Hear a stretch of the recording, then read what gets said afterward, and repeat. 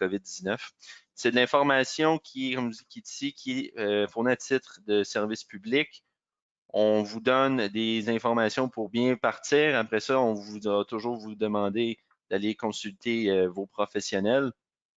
Mais encore une fois, le but ici, c'est de vous outiller avec un minimum d'informations pour pouvoir bien partir puis avoir des idées sur comment vous pouvez faire dans vos bâtiments respectifs. Je vois le sommaire de la présentation, comme vous voyez ici. Donc, on va faire le tour de qui est ASHRAE. Pour beaucoup d'entre vous, c'est connu. Pour certains qui ne l'est pas, on va faire un retour là-dessus. On va couvrir la position d'ASHRAE à propos de la COVID-19. On va parler des raisons d'être proactif, les méthodes de lutte à la propagation de la COVID-19, les actions qu'on peut faire, et on va terminer en parlant des ressources techniques qui sont disponibles à travers ASHRAE. Donc, pour ceux qui ne connaissent pas nécessairement ASHRAE, donc, vous voyez ici, c'est une organisation entièrement constituée de bénévoles. On parle de plus de 55 000 membres dans au-dessus de 130 pays. Donc, ASHRAE est international.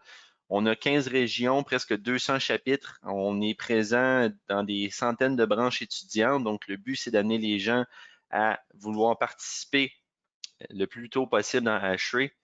Et donc, dans tout ce qui est le domaine de la ventilation, de la climatisation, du chauffage et de la performance en efficacité énergétique. Et maintenant, de plus en plus, comme on le voit, la qualité de l'air dans les bâtiments. ASHRAE, c'est une société qui travaille beaucoup à faire rayonner son savoir en faisant des présentations auprès de gens comme vous aujourd'hui, avec une série d'ingénieurs, d'entrepreneurs, des manufacturiers, des gens de tous les domaines qui sont concernés par ce qu'on fait. Et pour vous donner une idée du travail d'ASHRAE, c'est pas juste pour essayer d'améliorer les pratiques, mais c'est aussi pour créer des guides et des normes qui sont utilisables par des gens qui sont moins du domaine.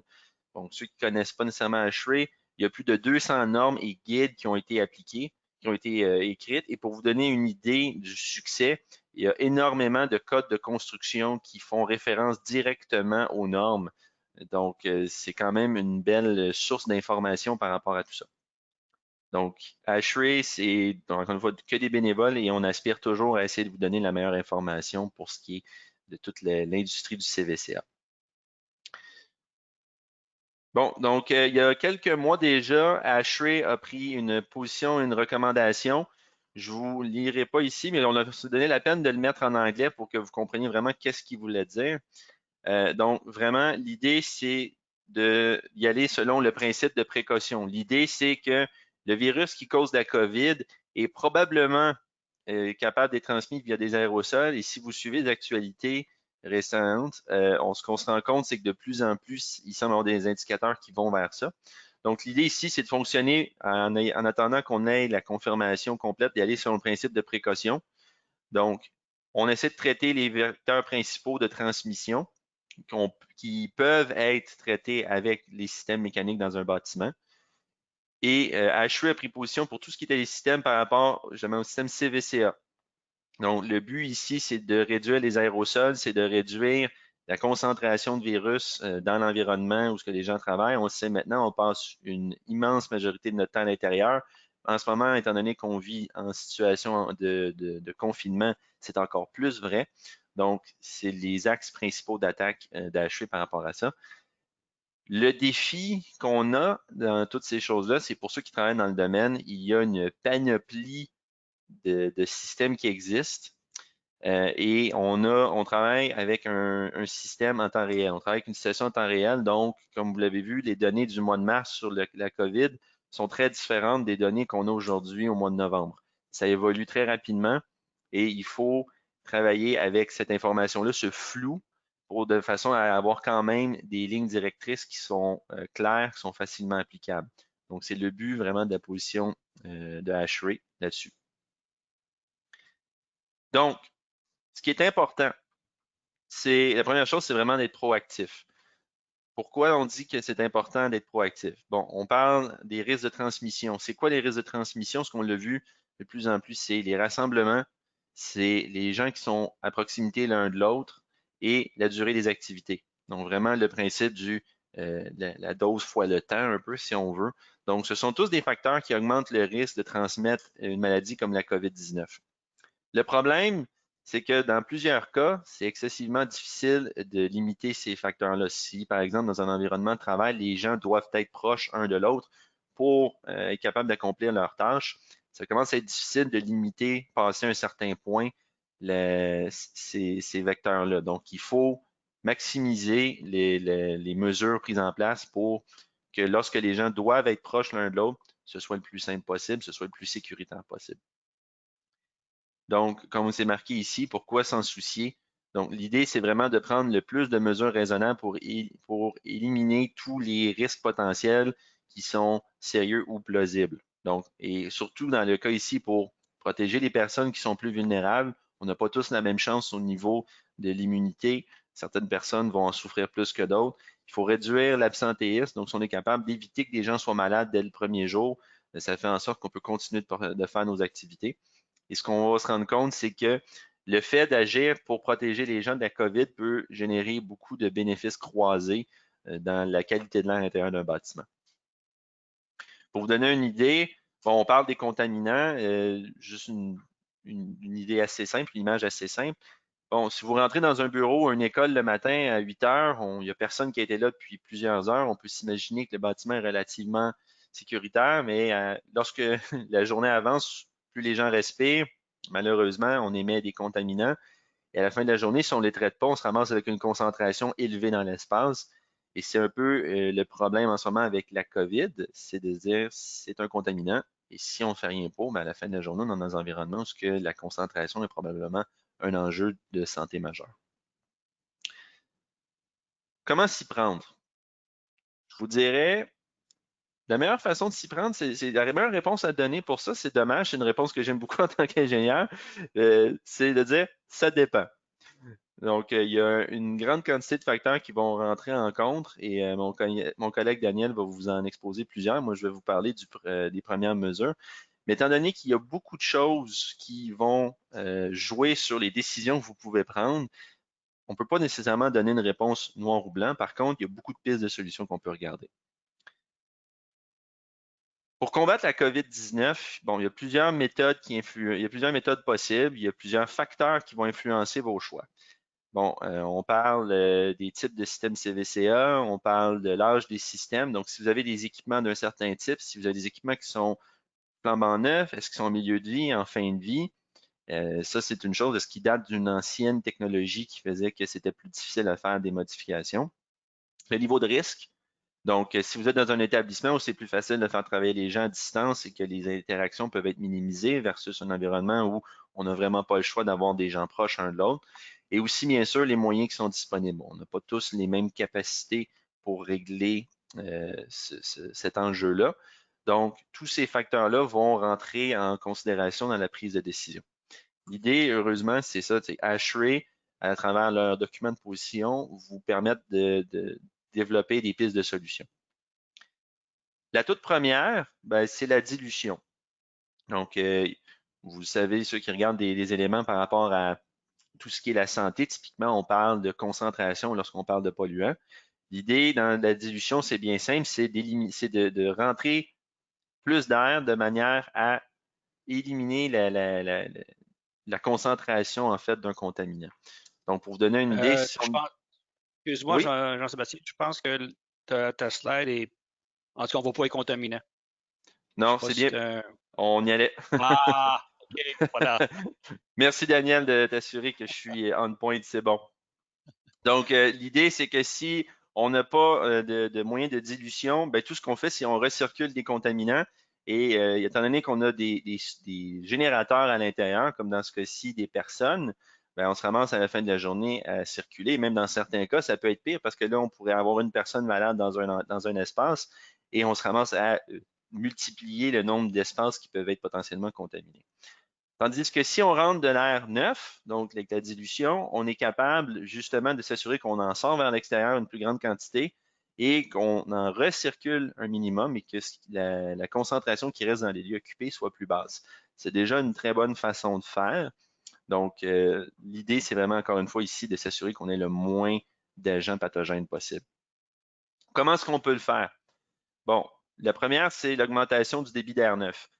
Donc, vous savez, il y a des normes, pour ceux qui savent, il y a des normes qui existent pour ce qui était des calculs d'Air 9. L'idée, ça peut être de dire, bon, on décide, par exemple, qu'on en rentre plus. S'il y a des bâtiments qui ont des sondes de CO2, justement, pour faire la gestion de la quantité d'Air 9, l'idée, ça peut être de les désactiver complètement, de façon à se dire, bon, ben, on rentre 100% d'Air 9 pendant cette situation-ci.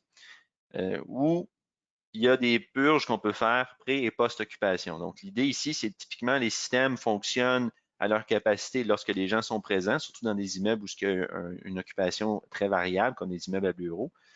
Donc, si on continue, par exemple, de ventiler au-delà de la présence des gens, on parle ici d'environ 3 changements d'air peut-être dans le bâtiment, 3 ou 4 changements d'air. L'idée, c'est que tout ce qui aurait pu être des contaminants résiduels sont éliminés, sont dilués de façon à ce que lorsque les gens reviennent le lendemain, ben, on ne commence pas déjà avec une charge dans le bâtiment. En, L'enjeu en de... passant, Oui, En passant, j'aimerais rajouter quelque chose, c'est que initialement, au début de la pandémie, au printemps, HP avait pris une position qu'il faut continuellement faire fonctionner les systèmes. À suite de recherche, information et validation, HP a déterminé que 3 changements d'air dans un local diminuent d'une façon très importante les risques de contamination et plutôt de faire opérer les systèmes toute la nuit, toutes les fins de semaine, qui coûtent de l'argent en passant. HP a considéré que en faisant 3 changements d'air, puis encore là, ça va dépendre le type de système que vous avez, le type de la quantité d'air frais que vous avez. Faites un calcul rapide sur la quantité d'air frais que vos systèmes livrent, et puis lorsque vous avez fait dans un temps X 3 changements d'air, à partir de ce moment-là, vous êtes en mesure de considérer que vous avez fait une bonne job pour diluer les contaminants qui ont été accumulés durant la journée. exactement. Merci beaucoup, Daniel. Parce que comme Daniel l'expliquait, les enjeux avec cette méthode-là, c'est si vous avez des systèmes existants, bon, on sait comment ça fonctionne. Les systèmes de ventilation, les systèmes de chauffage, ils sont fixes. Donc, si on les a prévus pour, par exemple, une capacité de 500 CFM et que du jour au lendemain, il faut rentrer 1000 ou 1200 CFM, est-ce qu'on est capable de le faire? Est-ce qu'on est capable de chauffer ou de climatiser cet air-là supplémentaire de manière à éviter des problèmes de confort importants dans les lieux? Sont capables d'humidifier correctement? Est-ce que les systèmes de régulation sont faits en place? Donc, on est souvent pris avec une infrastructure, donc il faut voir comment est-ce qu'on peut le faire. Donc, selon la possibilité des systèmes, est-ce qu'on prend l'augmentation du débit d'Air 9? Est-ce qu'on fait des purges? Là, il faut regarder. C'est encore plus difficile à faire lorsqu'on a une absence totale de ventilation mécanique, parce que dans ces circonstances-là, ça devient extrêmement difficile de savoir si on atteint les débits, si on est capable de ventiler suffisamment, si on a brassé l'air suffisamment pour faire le travail. Donc, ça, c'est un enjeu par rapport à la dilution. Il y a d'autres méthodes que je vais laisser Daniel pouvoir vous expliquer. Donc, Daniel, je te cède la parole. Filtration. Bon, c'est sûr que les virus sont des éléments, sont des particules extrêmement petites. Évidemment, les filtres sont un élément clé dans le succès de l'élimination ou la réduction de la présence des virus et différents contaminants pathogènes qui sont dans l'air.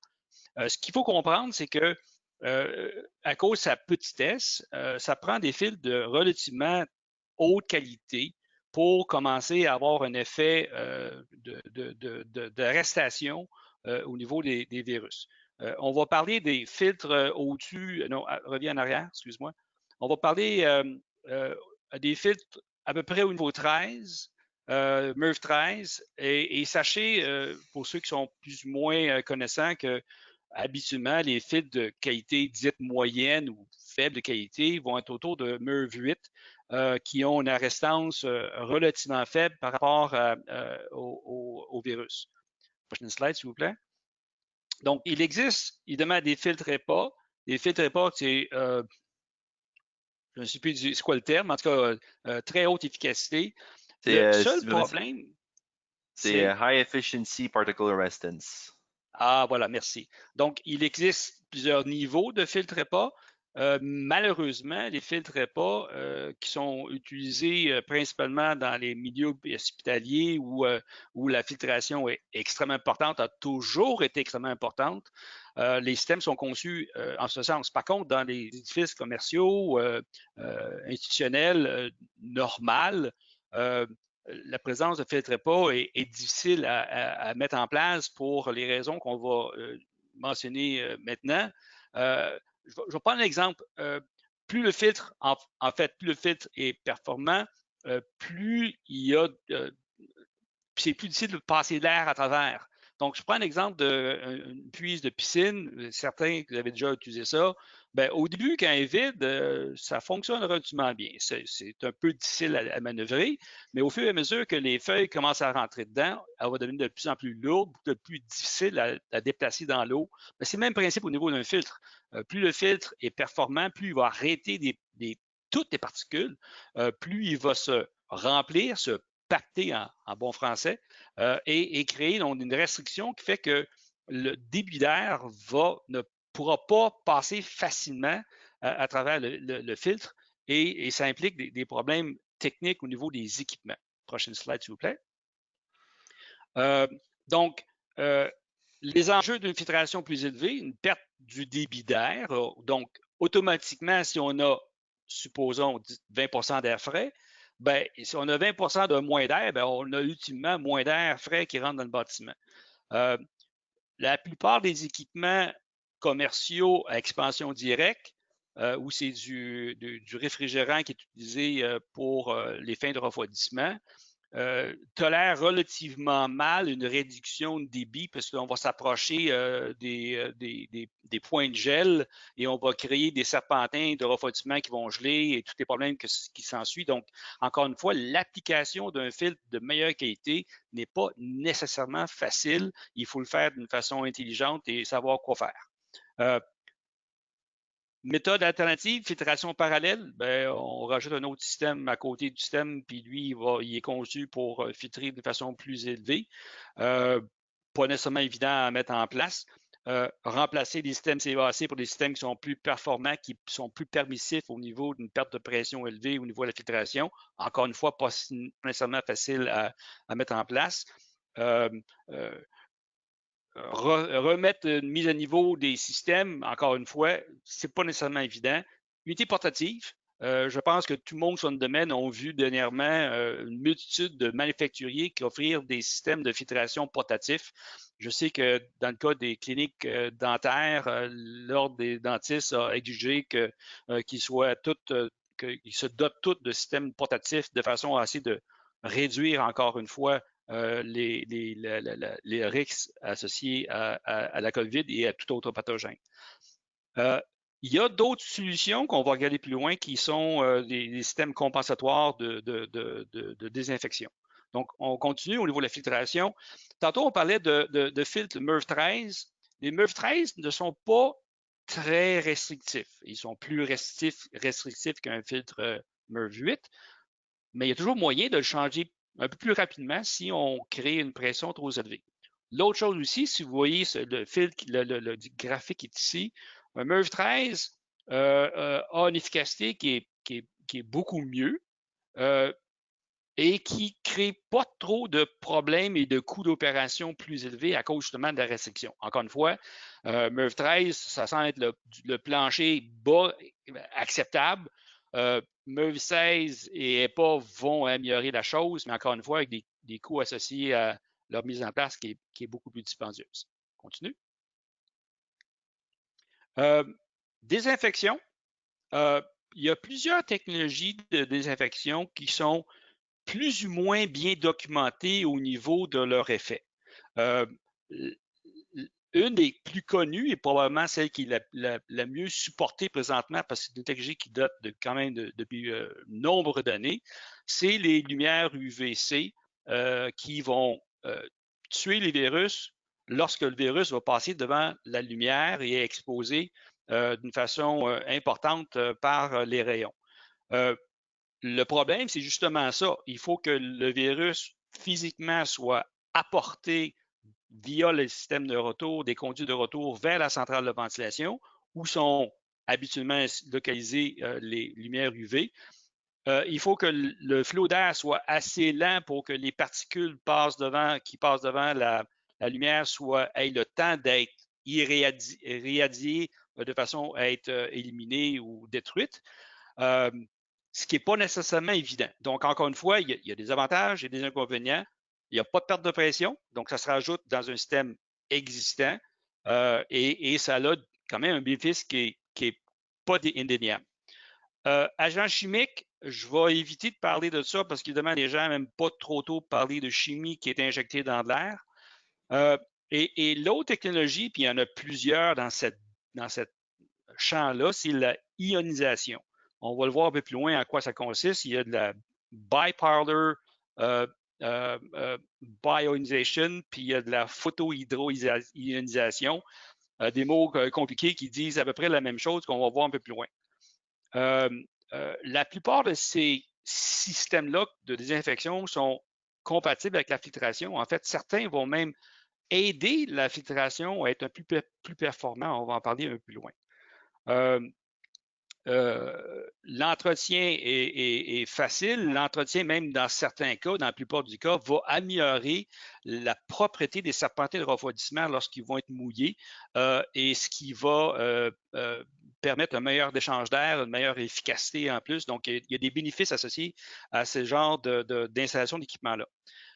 Et évidemment, dans certaines des applications de désinfection, on parle aussi de désinfecter les surfaces parce que on va voir plus loin. Parlons un peu plus de la ionisation, qui est une stratégie qui est un peu nouvelle au niveau de l'ensemble des bâtiments. ASHRAE a mis un bémol sur cette technologie-là parce qu'il n'y a pas beaucoup de recherches qui ont été faites. Il y a de la recherche, mais elle n'est pas encore vraiment connue au niveau de ses effets. Moi, personnellement, je pense que c'est une solution qui est définitivement viable. Et pourquoi? La façon que ça fonctionne, et on a passé, on a deux technologies qu'on voit ici en photo, la needle point ainsi que la photohydronisation. En fait, ce que ça fait, c'est que ça va créer des ions négatifs ou positifs qui vont être physiquement envoyés dans les conduits d'air et donc qui vont se ramasser dans les lieux occupés. Les ions, toute particule dans l'air, quelle qu'elle soit, que ce soit un virus, que ce soit une poussière, que ce soit une bactérie, elle est chargée électriquement. Donc, le positif-négatif vont s'accrocher à ces éléments-là qui flottent dans l'air. Il va y avoir un échange électrique entre les deux qui va faire que le virus, entre autres, va être zappé. Et donc, il va être soit tué ou il va réduire substantiellement son agressivité par rapport au corps humain. Et l'autre avantage, c'est que les particules qui s'agglomèrent ensemble deviennent de plus en plus grosses et deviennent de plus en plus faciles à arrêter dans un filtre de moins bonne qualité. Donc, encore une fois, je pense que les ions sont envoyés partout dans l'air où se trouvent les occupants.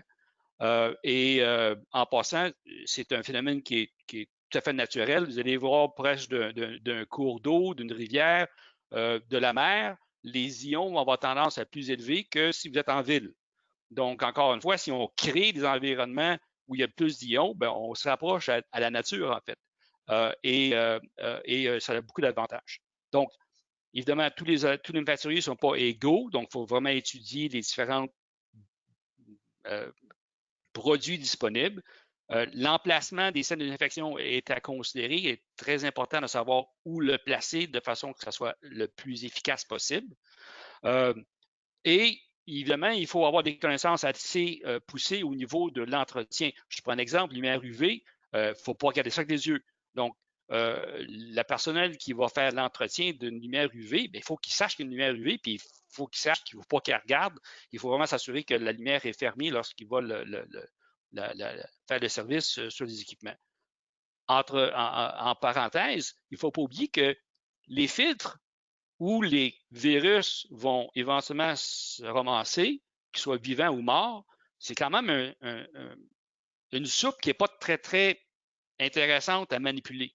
Fait que les techniciens qui arrivent, qui prennent des filtres, qui les transportent dans une boîte, qui traversent un espace de bureau avec les filtres lousses dans une boîte, c'est pas très intelligent. On se comprend qu'il y a des nouvelles stratégies pour s'assurer que les éléments qu'on va manipuler, qu'il y a des risques d'avoir des contaminants dedans, qui soient bien hermétiquement fermés et disposés d'une façon intelligente. Encore une fois, il y a l'éducation des gens au niveau de l'entretien pour tenir compte de la problématique COVID en général.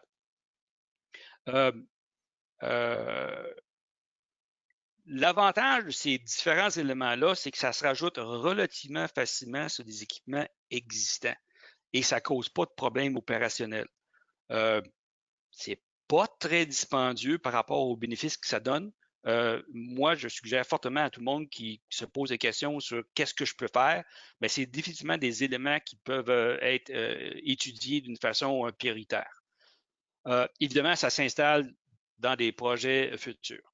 Je reviens au niveau de l'humidification qu'on a skippé la dernière fois qu'on a fait cette présentation-là, et c'est un élément que je considère très important.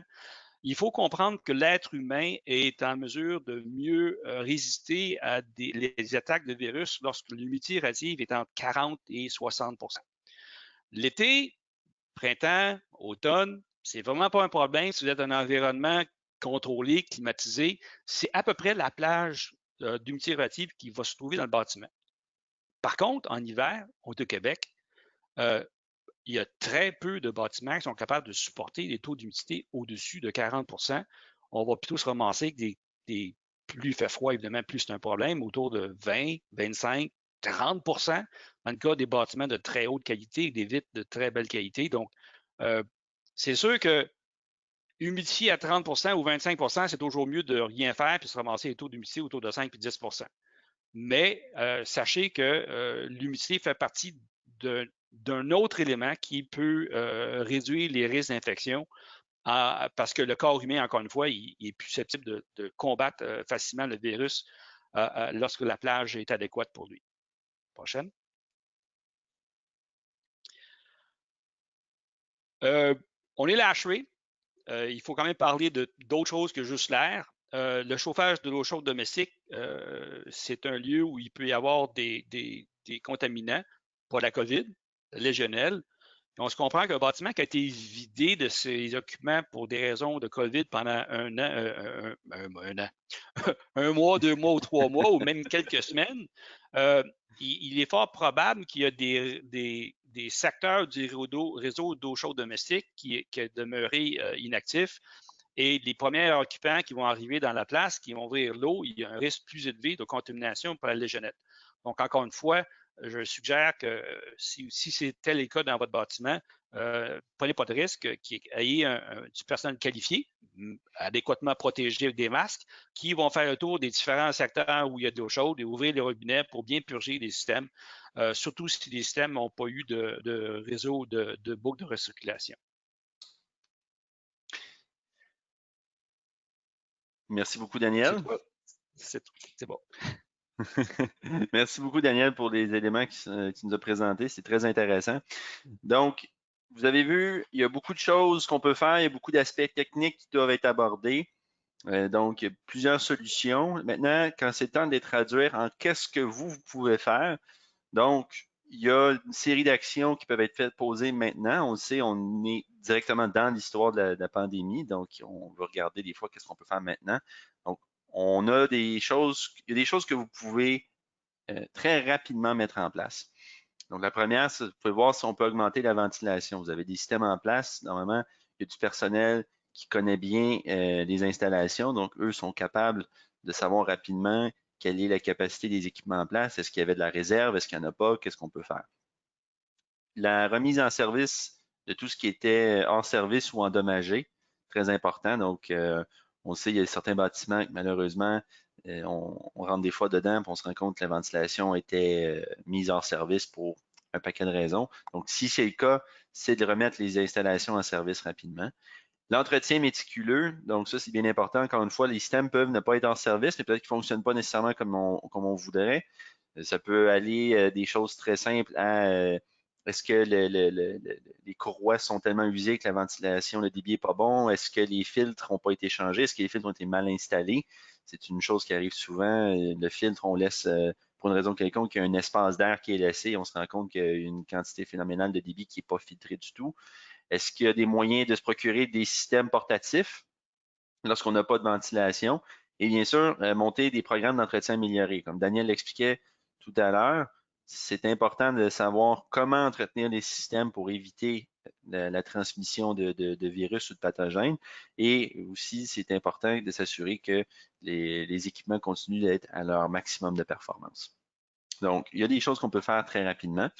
À moyen terme, une fois qu'on a colmaté les trous, que le bateau a arrêté de couler, l'idée, c'est de voir ce qu'on peut faire pour, au point de vue d'une expertise des systèmes CVCA. Il y a des ingénieurs et des techniciens qui sont disponibles, qui sont capables de vous donner un état de la situation pour vous permettre de prendre des décisions à plus haut niveau. Les systèmes qui peuvent être modifiés rapidement, ceux qui sont identifiés comme étant facilement améliorés, c'est de procéder à leur modification sans délai. Donc, idéalement, lorsqu'on parle de peut-être juste rajouter, comme on parlait tout à l'heure, des systèmes UV ou d'autres systèmes d'ionisation, on se rend compte que c'est compatible avec l'installation, de le faire sans tarder. Et pour les systèmes qui sont plus vétustes, qui ont besoin peut-être de plus d'amour, l'idée, c'est de les identifier comme des priorités, donc savoir rapidement dans les budgets à venir, les programmes de maintien d'actifs, qu'est-ce qui doit être ciblé sans tarder. Donc, ça vous permet d'avoir dans le fond, une liste, une feuille de route pour qu'est-ce que vous allez faire dans les prochains mois. Et entre-temps, si possible, d'établir des solutions temporaires comme on a vu dans les actions à court terme. Lorsque c'est possible, il faut se rappeler dans cette situation-ci, chaque gain qu'on peut faire, chaque petite amélioration peut se traduire par des gens en santé, des gens en vie et de l'absentéisme évité. Donc, ça, c'est quand même important. Aussi, là, étant donné qu'on parlait de toutes ces solutions-là, elles ont toutes un impact. Typiquement, si on dit on rentre plus d'air neuf, il faut le chauffer plus. Si on veut mettre de la filtration, il faut mettre des ventilateurs plus puissants. Donc, on a toujours un scénario où ce qu'on doit combattre un peu l'efficacité énergétique versus la qualité de l'air. On est dans une situation actuelle de pandémie. C'est sûr qu'on ne veut pas nécessairement regarder l'efficacité énergétique, mais à moyen terme, lorsqu'on va commencer à appliquer des solutions qui vont être permanentes, là, c'est-à-dire comment est-ce qu'on fait pour ne pas pénaliser un sans l'autre. Donc, tout ce qui peut intégrer des solutions de récupération d'énergie ou de réduction d'énergie à la source, c'est des façons de vous permettre d'installer des équipements qui vont assurer une meilleure qualité d'air sans nécessairement être pris avec une facture d'opération plus élevée. Une chose qui est très importante lorsqu'on veut appliquer ces mesures-là, on l'a vu, c'est de bien connaître les systèmes. Ça fait 12 ans que je suis dans le domaine. Daniel, ça fait beaucoup plus que ça aussi. Donc, il y a beaucoup d'expérience. On a vu une panoplie de systèmes de tout type. Et c'est pas vrai qu'une solution qui marche très bien dans le bâtiment A va fonctionner parfaitement dans le bâtiment B. On ne peut pas faire ce raccourci-là. C'est important de voir qu'est-ce qu'on peut faire pour adapter ses propres systèmes CVCA en place. Donc, pour ça, c'est important justement d'avoir des consultants qui peuvent vous aider à identifier c'est quoi les meilleures approches au cas par cas. C'est sûr que si on a des bâtiments qui se ressemblent, des solutions à haut niveau peuvent être appliquées. Mais encore une fois, il faut toujours regarder en fonction de c'est quoi les types d'équipements que vous avez sur place. Et c'est là que justement tout ce qui est les professionnels qui sont impliqués à ASHRAE, les ressources de ASHRAE sont des immenses dans le fond bibliothèques pour vous aider là-dessus. Un petit point. Ce qu'il faut comprendre, c'est que il y a une panoplie de solutions disponibles. Vous en faites un, c'est mieux que rien. S'il y a 5 solutions, vous en mettez 4, vous augmentez vos chances de réduire le risque. Le risque zéro n'existe pas. Exact. Plus on est prêt à mettre en place des stratégies, quelles qu'elles soient, plus on va s'approcher vers un risque zéro. Encore une fois, au début, on mentionnait, ça dépend de qu'est-ce que vous percevez comme risque. Si vous avez peut-être un bâtiment, puis tous vos clients dans votre bâtiment, c'est des avocats, moi, je pense que j'investirais sur plusieurs éléments par rapport à d'autres personnes. Je ne dis pas qu'ils n'ont pas droit d'avoir le total des autres aussi. On se comprend par rapport aux impacts financiers qu'un pourrait apporter par rapport à l'autre. Effectivement. Merci beaucoup, Daniel. Donc, l'idée dans tout ça ici, c'est qu'est-ce que HE peut faire pour vous? Ben, la première chose, on a fait cette présentation-là, on voulait vous donner quand même quelques informations de base. On vous rappelle que HE, c'est une société composée uniquement de bénévoles et on a un chapitre très important à Montréal ici. On est tous des professionnels dans le domaine du bâtiment. Donc, c'est ce qu'on fait tous les jours dans le cadre de notre travail. Étant donné qu'on est ici, on en mange, on aime ça. Donc, si on peut vous aider, c'est toujours avec le grand sourire.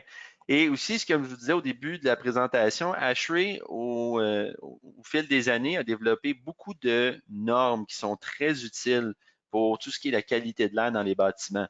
Euh, Ces ingénieurs-là, ils connaissent toutes ces normes-là. On va penser, par exemple, à la 62.1, qui est tout ce qui est la quantité d'air neuf qu'on a besoin de rentrer dans un bâtiment. C'est une norme très connue. Elle est même appliquée au niveau de la RBQ. Et on a ensuite une série de standards pour ce qui est d'entretien des systèmes dans les bâtiments, sur les systèmes hydrauliques. On se rappelle, il y a plusieurs années, lorsqu'il y a eu l'histoire de la Légionelle, ASHRAE avait remis à jour le standard 189. Donc, on a des guidelines aussi qui servent pour tout ce qui est la mise en service ou l'implantation de mesures dans les bâtiments pour justement s'assurer que c'est pas juste un bon système qui est là, il a été bien démarré, il est bien opéré. Donc, il y a beaucoup de ressources qui sont disponibles du côté d'Ashray. D'ailleurs, Euh, pour vous donner. je Oui, je veux vas-y, ça, Daniel. excuse-moi, rajouter un autre élément. Si tu peux revenir en arrière en ce Oui, qui concerne la volontiers. norme 62.1, dans le passé, de façon à réduire la consommation énergétique, ASHRAE avait su- pas suggéré, mais autorise la réduction de l'apport d'air frais basé sur l'occupation. Et l'occupation Oui, était un peu mesurée par la quantité de CO2 qui était dans l'air. En oui, temps de pandémie, ce qu'on veut faire, on veut éviter l'accumulation de contaminants et donc augmenter de façon la plus importante possible la dilution avec l'air frais. On se comprend que si vous avez des systèmes dans vos bâtiments qui sont gérés par un niveau de CO2, de façon à réduire l'introduction d'air frais dans le bâtiment en temps normal, c'est correct, mais en temps de pandémie, on oublie ça. Il faut absolument désactiver ces systèmes-là ou les programmer pour que le taux de CO2 soit très bas, de façon à ce que le système, lui, essaye de, de, de, de surventiler au maximum les différents secteurs. Donc, bien important. Euh, euh, la norme 62.1 n'a pas été conçue dans le temps ou en pensant qu'il y aurait des pandémies. Euh, c'est une base qui est excellente en temps normal, en temps de pandémie. Il faut peut-être penser à en mettre un peu plus d'air frais. C'est une base continue. Et quand la vie va revenir au normal, whenever that will be, là, on reviendra avec les recommandations de ASHRAE. Encore une fois, c'est le minimum. Et si on est capable d'augmenter le minimum, on réduit le risque de contamination. merci beaucoup, Daniel. C'est un très bon point. Effectivement, il faut se rappeler, les standards, comme toute chose dans des codes, ce sont les minimums acceptables. Donc, c'est le point de départ, si on veut. Donc, on peut toujours aller en étant plus ambitieux par rapport à ça. Donc, ASHRAE a mis sur place un site. Ils ont mis ensemble un task force, donc un groupe d'études là-dessus, qui travaille depuis plusieurs mois justement à faire la documentation par rapport à tout ce qui est la pandémie, la mise à jour de beaucoup de ces systèmes et en fait de ces normes, de ces guides. Comme vous voyez ici, on a énormément d'informations qui est disponible. Elle est en anglais, mais c'est une manne d'informations pour vous et les gens les bénévoles d'Ashray peuvent vous aider justement à trouver cette information-là et à l'utiliser, l'appliquer dans le cadre justement de projets lorsque vous travaillez avec des consultants. En passant, si vous avez des pièces d'équipement qu'on n'a pas discuté aujourd'hui, je prends l'exemple, on n'a pas parlé des ERV, des récupérateurs d'énergie, qui ont tendance via un média, de récupérer l'énergie en utilisant l'air qu'on va évacuer du bâtiment avec l'air qu'on va introduire. C'est sûr qu'il y a des précautions à prendre. Et encore une fois, il y a une panoplie de systèmes. On n'a pas le temps de tout y passer. Ce document-là de Ashray va vous donner certaines directives de la façon d'opérer ces systèmes-là, dépendant de quel genre de système vous avez. Donc, c'est un document environ de 125 pages. Beaucoup d'informations. Je vous invite à le consulter puis voir qu'est-ce qui s'applique dans vos propres bâtiments. Effectivement, comme on dit, il y a beaucoup d'informations, il y a beaucoup de cas particuliers. C'est vraiment important de savoir justement avec quoi vous faites affaire de manière à vous assurer qu'on applique les meilleurs standards d'entretien et d'amélioration. Pour terminer la présentation, juste pour vous rappeler rapidement en résumé, des contrôles des maladies comme la COVID-19, ça va devenir une pratique courante dans l'industrie. C'est un phénomène qui a basculé beaucoup de prémices et de concepts dans ce qu'on fait tous les jours et ça risque fort probablement pour l'avenir prévisible d'être une nouvelle façon de concevoir les bâtiments. Il faut le prendre en compte, on n'a plus le choix. La bonne nouvelle, c'est qu'on n'est pas dans le noir. On a des ressources, il existe de la documentation qui permet de bien faire le travail, qui permet de servir de point de départ pour les réflexions, pour l'implantation justement des changements qu'il faut faire. Donc, on ne travaille pas dans le noir. Ça, c'est la meilleure nouvelle qu'on peut donner. Il y a des solutions qui sont faciles à implanter maintenant. Donc, ça vous permet d'avoir un impact tout de suite. Et il y en a aussi qui sont plus faciles à appliquer lorsqu'on commence à réfléchir à plus long terme.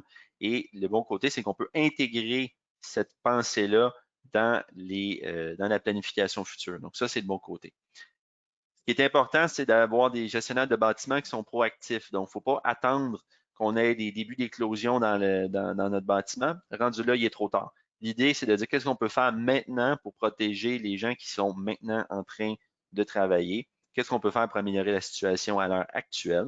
Donc, dès qu'on peut, on se pose des questions et on commence à dire qu'est-ce qu'on a dans le bâtiment et on essaie d'avoir les réponses pour pouvoir prendre les bonnes décisions.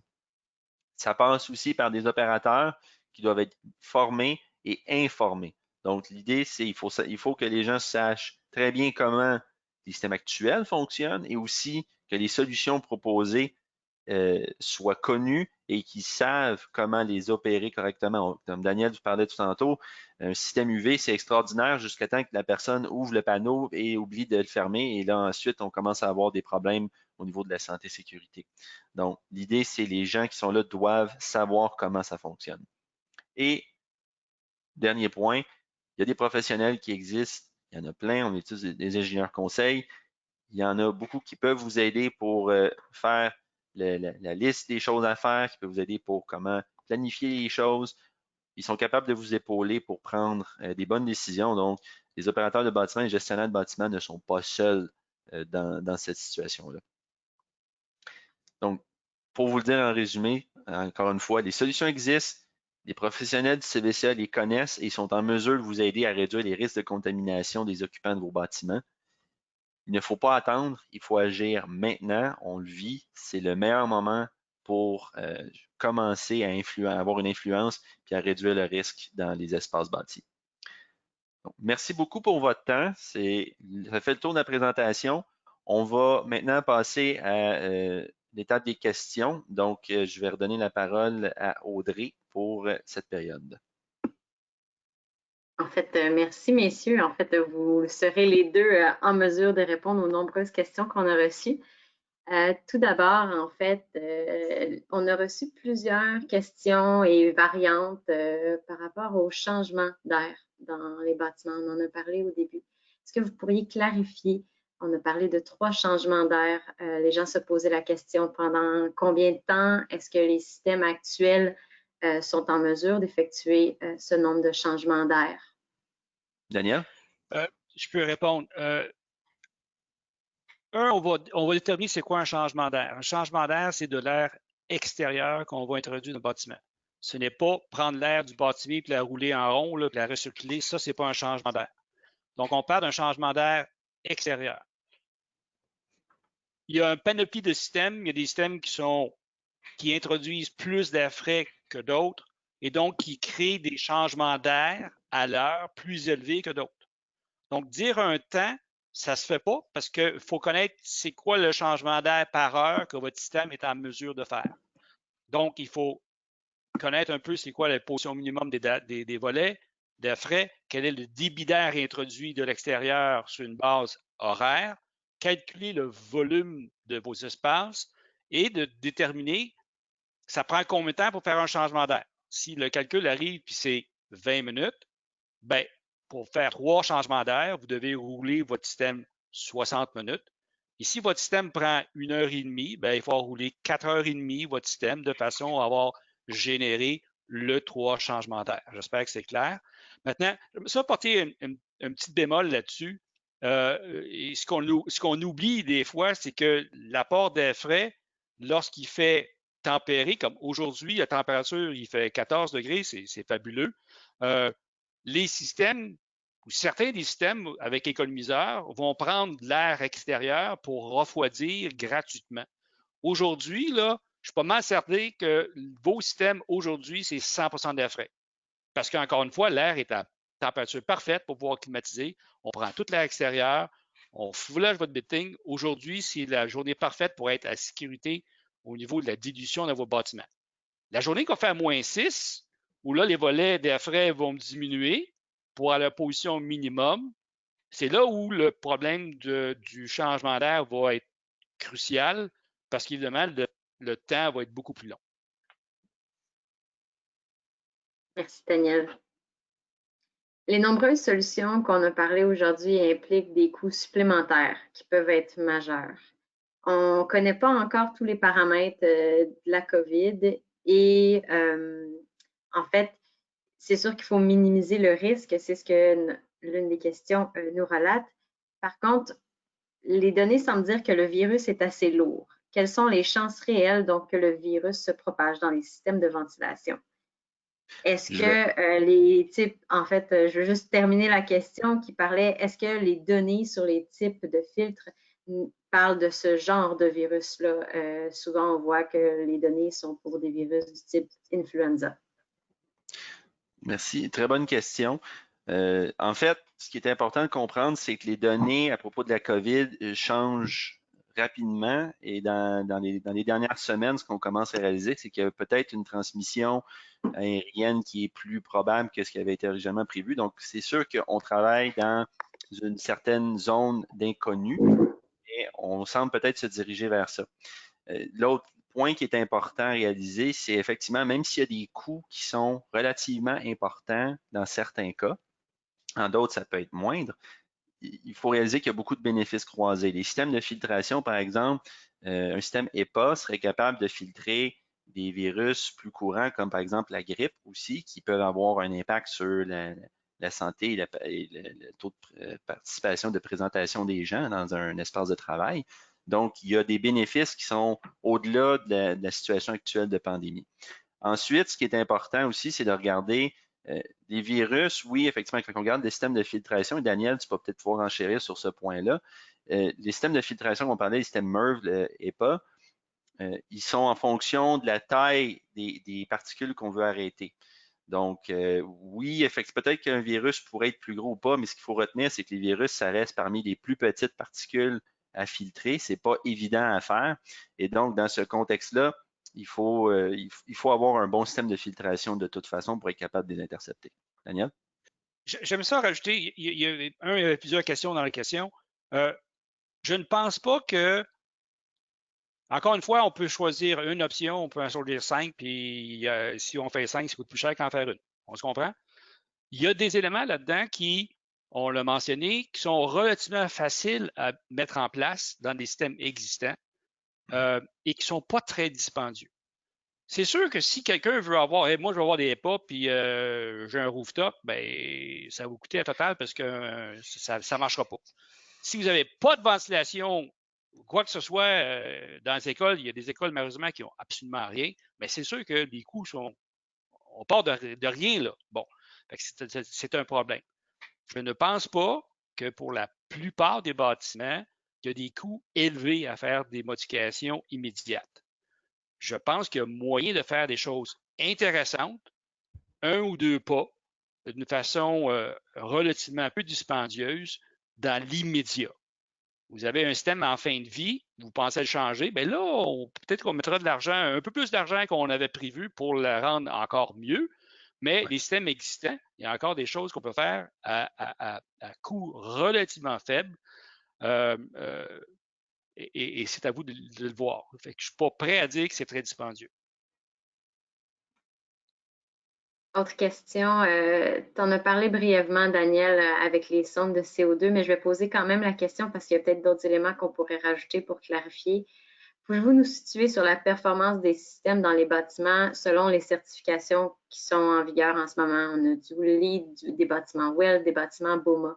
Y a-t-il une façon simple de rassurer les occupants en disant que l'on est déjà en bonne voie lorsqu'on a l'une de ces certifications-là environnementales? Bon, OK. C'est un très bon point, Audrey. Par contre, il y a deux éléments qu'il faut comprendre qui se combattent l'un l'autre quand on fait un projet, exemple LEED, WELL ou BOMA-BESS. Un, tous ces bâtiments-là ont été conçus suivant la norme ASHRAE 62.1 qui dicte la quantité de frais minimum requis dans un bâtiment. Et bien souvent, dans un projet LEED, en passant, il y a des points associés à augmenter de 30 ce minimum-là. Et je vous dirais que la plupart des bâtiments, c'est une des stratégies qu'ils vont avoir pour avoir plus de points LEED. Par contre, LEED veut dire aussi efficacité énergétique et on va introduire des systèmes de façon à réduire la quantité d'air frais basée sur l'occupation qui va à l'encontre de ce qu'on vient de mentionner par rapport à augmenter la dilution dans le cas d'une pandémie. Donc, il y a deux éléments qu'il faut faire attention. Par contre, si on désactive la fonction de réduction de débit d'air frais par contrôle de CO2, bien là, on va avoir un taux de ventilation qui, en théorie, devrait être supérieur à 30 au minimum recommandé par ASHRAE. J'espère que j'ai réussi à répondre à la question, mais encore une fois, il y a un qui va à l'encontre de l'autre. Il faut s'assurer de bien canceller celui qui va faire réduire la quantité de frais. Pour des raisons énergétiques et en temps de pandémie, excusez-moi, ça va coûter plus cher opérer les bâtiments si on veut mettre des gens en meilleure sécurité au niveau du risque de contamination. Effectivement, Daniel. Je pense donc que je résumerais une certification environnementale ne garantit pas que le bâtiment est mieux ou moins bon en fait qu'un autre pour gérer la situation actuelle de la pandémie. Effectivement, puis en passant, tous les bâtiments, en théorie, devraient être construits pour suivre les normes de ASHRAE. Mais combien de fois qu'on arrive des fois sur des projets où on a décidé que l'opérateur pour le réunique ont décidé de barricader les entrées d'affaires, ben, ça coûte trop cher à chauffer le bâtiment. Ça, évidemment, même un bâtiment LEED qui a été construit il y a 8 ans n'empêche pas les conneries de ce genre d'arriver. Et donc, il faut être vigilant. Puis en tant qu'opérateur, ben, il faut prendre nos responsabilités. Tu fais un merveilleux lien avec ma prochaine question. En fait, si un opérateur se demande, on a parlé de la méthode de changer les filtres de façon sécuritaire. Donc, si un opérateur a à changer les filtres, comment peut-il se protéger? Ben, se protéger et protéger les gens qui sont dans le bâtiment. Donc, moi, ma suggestion, je ne suis pas un ultra spécialiste en service, quoique chez nous, on est entrepreneur en mécanique, donc on a une division de service. Ce qu'il faut faire, il faut, arrêter les systèmes. Il ne faut pas qu'on change de filtre, puis là, en brassant le filtre, ben, les particules repartent dans le flot d'air d'alimentation. On arrête les systèmes. Les gens devraient se mettre minimalement un masque. Moi, nos techniciens, ils se mettent dans des combinaisons pour faire avec une cagoule. Là, ils changent les filtres, ils mettent dans un sac, ferment le sac, remettent de nouveaux filtres, ferment la machine et disposent des filtres adéquatement. Puis aussi, avant de sortir de la salle mécanique, ils enlèvent leur chienne, ils mettent la chienne dans un sac de plastique, on ferme ça, et on quitte les lieux. De cette façon-là, on va réduire les risques de se contaminer soi-même et aussi de contaminer les gens qui vont être à proximité lorsqu'on va quitter le bâtiment. Je pense que c'est le gros bon sens, là. Puis combien de personnes le font? Je me pose la question. Moi, je sais que mes techniciens ont été drillés pour faire ce genre de choses-là, pour éviter qu'ils contaminent les clients qu'on sert. Merci. On change de registre un peu. Est-ce qu'un locataire de petit bureau devrait s'acheter un système portatif de style Dyson? C'est une très bonne question. Moi, honnêtement, je reviendrai à mon commentaire du début de la présentation. Ça dépend. comme Daniel le disait, toutes les mesures sont mieux que rien. Maintenant, d'une marque à l'autre, c'est pas nécessairement la marque qui est importante, c'est qu'est-ce que le système de filtration peut faire, et c'est aussi qu'est-ce que le système de filtration peut faire dans le cadre du besoin en fait du locataire. Donc, un système qui prend une éternité parce qu'il est trop petit pour filtrer la place, est-ce qu'il va aider? Ça va peut-être aider. Est-ce que ça va valoir l'investissement? C'est une bonne question. Donc, vraiment, ce qui est important, c'est de voir qu'est-ce qu'on peut faire au cas par cas. Des systèmes portatifs, ça peut être très efficace si on les choisit comme il faut, mais il faut vraiment s'assurer qu'ils comblent bien le besoin actuel, le besoin en fait de la personne. Donc, c'est à voir. Daniel?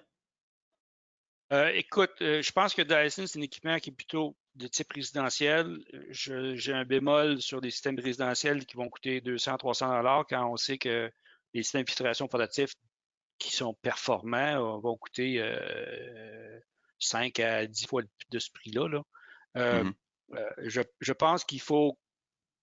Dernièrement, j'ai vu des annonces à la télévision de systèmes de ventilation pour les résidences.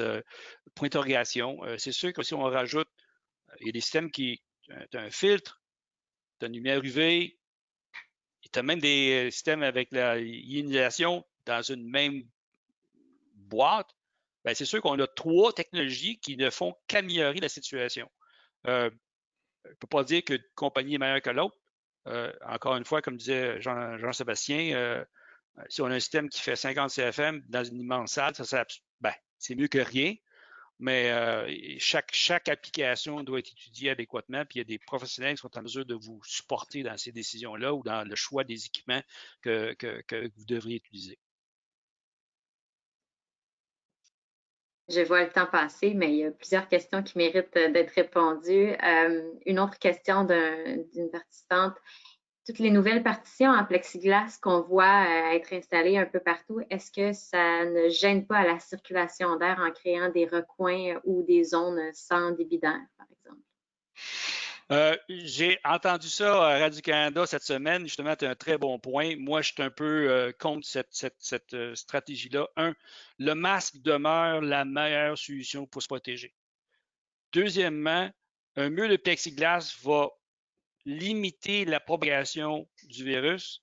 Et s'il est dans une salle qui est bien ventilée, ce n'est pas ces murs de plexiglas-là qui vont changer grand-chose. Je pense que c'est comme un deuxième masque. Moi, j'en ferai pas de cas. Je préfère avoir des partitions de chaque côté de moi que pas de n'avoir. Puis c'est pas parce qu'il y a des partitions que, à mon avis, qu'on va créer des zones mortes où il n'y aura pas de ventilation. Si la ventilation est bien faite dans la salle, vous avez bénéficié et vous avez de l'air frais qui est introduit dans le bâtiment. C'est pas parce que les murs de plexiglas sont là que vous n'avez pas d'air frais. On a une question et une autre, en fait, qui se ressemblent, puis que je crois, en fait, qu'ils méritent d'être clarifiés les deux en même temps. On a quelqu'un qui se demande, en fait, s'il y a des risques avec la ventilation, pourquoi on n'arrête pas les systèmes? Et quelqu'un d'autre, en fait, qui demandait si la recirculation est acceptable dans les petits bâtiments. Ben, c'est une excellente question. Ben, il faut voir, la ventilation en soi, c'est pas le risque, parce que la première chose, c'est si on a un local où quelqu'un, par exemple, est malade, ben, si on ne ventile absolument pas, tout ce qu'on voit dans cet espace-là, il va y avoir de plus en plus de temps d'exposition et de contaminants potentiels. Donc, de fait d'arrêter la ventilation, en fait, on va à toute fin pratique empirer le phénomène. Ce qu'il faut éviter ou ce qu'il faut essayer de faire dans les bâtiments, c'est lorsque, on le sait, la plupart des bâtiments fonctionnent d'une certaine façon, parce qu'on prend l'air et l'air se mélange de toutes les pièces et on le renvoie, c'est de s'assurer que cet air-là, on puisse le traiter. Donc, ça, c'est vraiment ce qui est le plus important. Point de vue de la recirculation, je pense qu'avec les présentations qu'on a vues aujourd'hui, comme Daniel mentionnait, si on peut mettre des mécanismes en place pour filtrer, inactiver, réduire la quantité d'un agent pathogène, bien, ça fait partie intégrante du processus. Mais recirculer de l'air en soi sans aucun moyen, ce n'est pas une solution qui est efficace, mais je ne pense pas qu'il faut arrêter non plus la ventilation. il faut comprendre que la plupart des systèmes CVAC, en passant, fonctionnent de la recirculation. Une grande partie de l'air est habituellement recirculée. Elle est traitée, elle est filtrée, refroidie, chauffée suivant les saisons. Mais aussi, on introduit une certaine quantité d'air frais. Donc, quand on dit arrêter un système, on arrête aussi l'apport d'air frais qui sert à diluer, qui est important dans l'équation de réduction des risques. Puis on arrête aussi la filtration. Donc, comme disait Jean-Sébastien, je préfère avoir un système en recirculation qui n'amène pas d'air frais, mais au moins qu'on filtre et espérons avoir d'autres stratégies incorporées au système de recirculation. Mais ultimement, c'est recirculation plus air frais, l'air de dilution, filtration adéquate, désinfection, humidification. Là, on commence à tomber dans le total. Est-ce que c'est faisable chez vous? Je ne sais pas, je ne connais pas vos systèmes. Chacun des systèmes, il faut étudier indépendamment. J'espère qu'on a répondu à la question, André. Merci. J'ai une dernière question qu'on va poser ici. Le document de la ASHRAE Building Readiness a été mis à jour le 20 octobre dernier. Est-ce que vous savez s'il y a un suivi des modifications ou des ajouts qui sont faits, qui sont disponibles ou en fait, malheureusement, il faut regarder side by side les documents? Écoute, comme j'ai dit tantôt, je prenais l'exemple tantôt du 3 changements d'air. ASHRAE, au fur et à mesure, quand on a commencé avec la pandémie, là, on était un peu comme les médecins. On ne savait pas contre quoi qu'on se battait. On a dû apprendre, comme les médecins, à comprendre qu'est-ce qui se passait, puis quelles étaient les stratégies qu'on pense qui pourraient avoir un effet bénéfique pour réduire les risques. Au fur et à mesure que le temps passe, les recherches, les études, l'information qui nous vient de d'autres professionnels, les médecins entre autres, les épidémiologistes, fait qu'on améliore nos stratégies, on les peaufine de façon à ce que tout le monde puisse en bénéficier, puis tout le monde ne dépense pas de l'argent pour rien.